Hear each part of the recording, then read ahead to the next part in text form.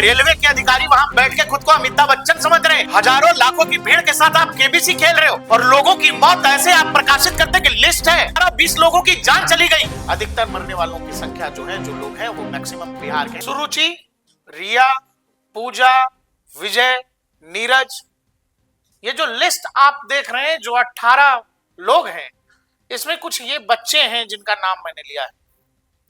किसी की उम्र 7 साल, किसी की उम्र 8 साल, किसी की उम्र 12 साल, किसी की उम्र 15 साल। ये छोटे छोटे बच्चे जो हैं रेलवे स्टेशन नई दिल्ली पर हुई भगदड़ में अपनी जान गंवा बैठते हैं।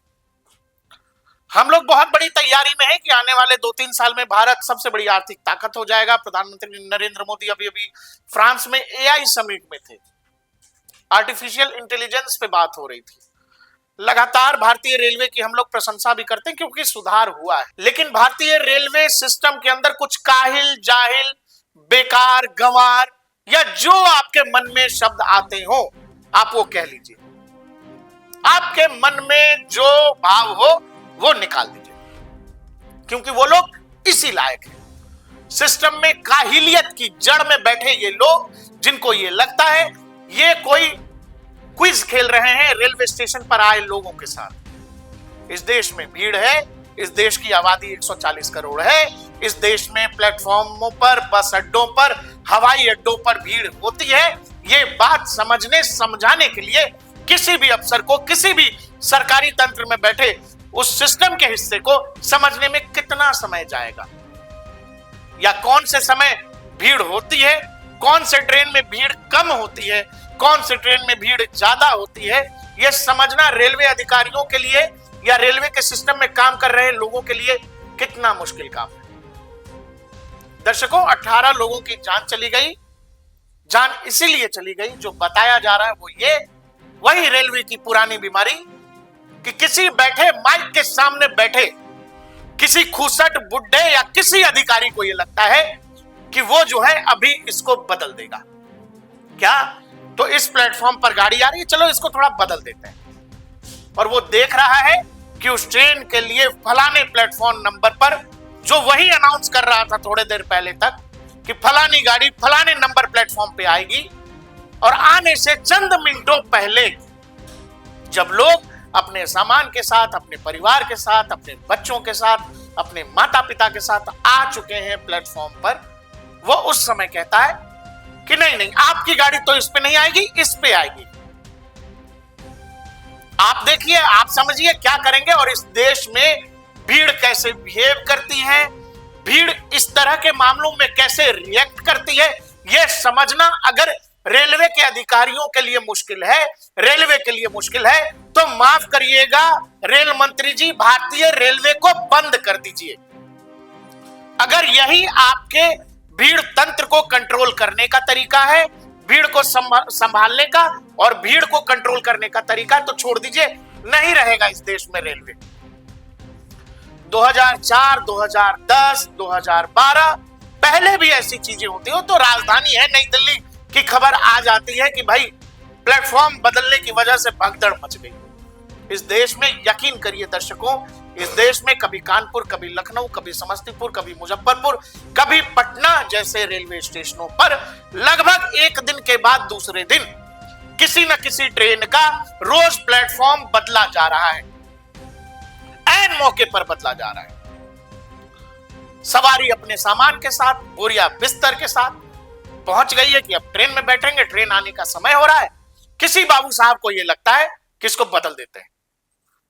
बात बदलने की दिक्कत की भी नहीं है, हमें नहीं पता कि रेलवे ऐसा क्यों करता होगा, लेकिन अगर इसके पीछे भी कोई टेक्निकल और जरूरी कारण है तो यह बात उस भीड़ को बताई जानी चाहिए, समझाई जानी चाहिए कि भाई साहब आप लोग भगदड़ मत करिएगा, परेशान मत होइएगा, पैनिक मत होइएगा, ट्रेन अपनी समय से अधिक रुकेगी।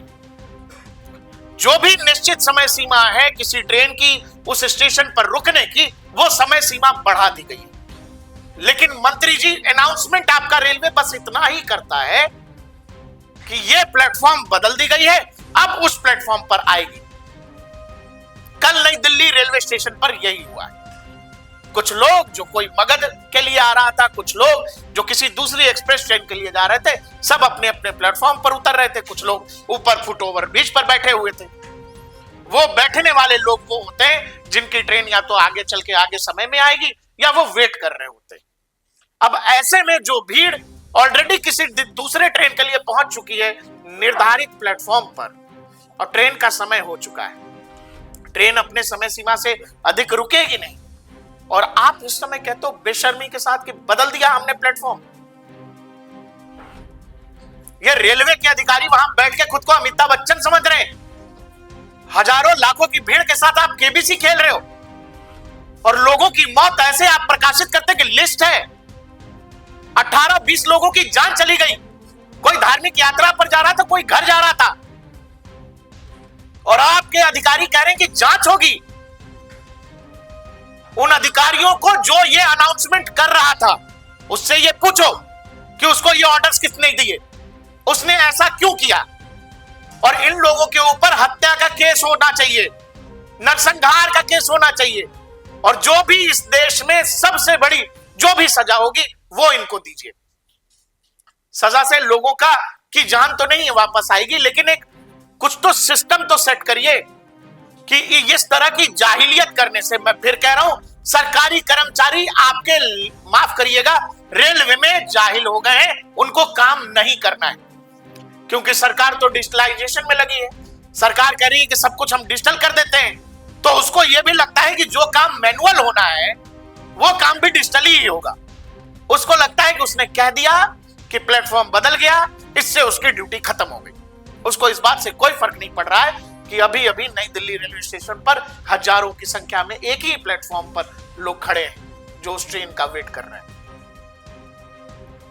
पूरे पूरे परिवार के साथ लोग कहां जा रहे हैं? तो कुंभ में जा रहे हैं। कोई कहां जा रहा है? तो अपने परिवार जा रहे हैं जी, गांव जा रहे हैं। और उस लिस्ट में एक चीज ध्यान दीजिएगा, अधिकतर मरने वालों की संख्या जो है, जो लोग हैं वो मैक्सिमम बिहार के हैं, करीब करीब 9 लोग, 50% लोग बिहार से, 18 लोग। और ये केवल इसी लिस्ट में नहीं है, पहले भी जो नई दिल्ली रेलवे स्टेशन या किसी भी रेलवे स्टेशन पर जब दुर्घटना होती है आपको उसमें बिहार के लोग दिखेंगे, क्योंकि ये जो प्लेटफॉर्म बदलने वाला खेल जो होता है वो बिहार की ट्रेनों के साथ खूब होता है, हर जगह होता है, हर राज्य में होता है। और ऐसा क्यों हो रहा है मुझे नहीं पता, लेकिन रेलवे मिनिस्टर साहब इसको देखिए कि ये कौन लोग हैं जिनको लगता है कि बिहार की ट्रेन में बैठने वाला आदमी बड़ा कम महत्व रखता है भारतीय रेलवे के लिए। इसको प्लेटफॉर्म दर प्लेटफॉर्म भगाया जा सकता है, दौड़ाया जा सकता है। या तो भारतीय रेलवे को यह अंदाजा नहीं हुआ कि 1500 लोग अगर हर घंटे जनरल टिकट खरीद रहे हैं किसी एक रेलवे स्टेशन पर, तो उस रेलवे स्टेशन पर कितनी भीड़ होगी ये समझने के लिए कितना दिमाग चाहिए भाई, कितना, कौन सा कैलकुलेशन चाहिए।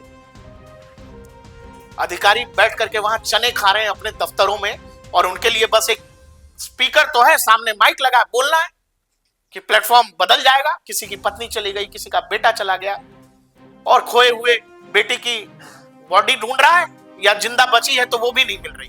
भारतीय रेलवे में बहुत से सुधार हुए हैं, लेकिन भारतीय रेलवे के अंदर, सिस्टम के अंदर कुछ इस तरह के बेवकूफ, जाहिल और निकम्मे लोग बैठे हैं जिनका हिसाब होना चाहिए, जिन पर गैर इरादतन हत्या नहीं, नरसंहार का केस चलाओ इन पर, क्योंकि ये आपको बदनाम कर रहे हैं। आप फ्रांस में जाके प्रधानमंत्री एआई पर बात करते हैं और यहां बैठे हुए आदमी प्लेटफॉर्म बदलकर एक साधारण सी चीज करके 18 लोगों की जान ले रहे हैं। आपको नहीं पता है कि दिल्ली रेलवे स्टेशन के प्लेटफॉर्म का आकार क्या है, वहां कितनी भीड़ हो सकती है। आपको नहीं पता है कि रेलवे फुटओवर ब्रिजेस की क्या हालत है।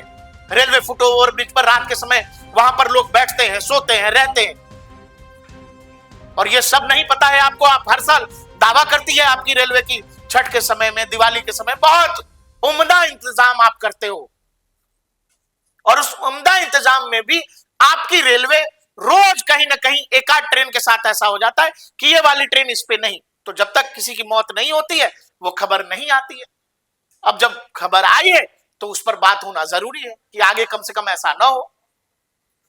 सोचिएगा किसी की 7 साल की बेटी नहीं रही, किसी की 8 साल का बच्चा नहीं रहा, किसी का 10 साल 12 साल का बच्चा नहीं रहा, पिताजी के साथ कुंभ जा रहे थे, परिवार का परिवार खत्म हो गया, और रेलवे कह रही है कि जांच करेंगे। जांच मत कीजिए, उन मुर्दों को उठाइए जो मुर्दे सिस्टम में मुर्दा बने हुए हैं और मुर्दा लोगों को बना रहे हैं। तो उन मुर्दों का हिसाब करिए, उन जाहिलों का हिसाब करिए।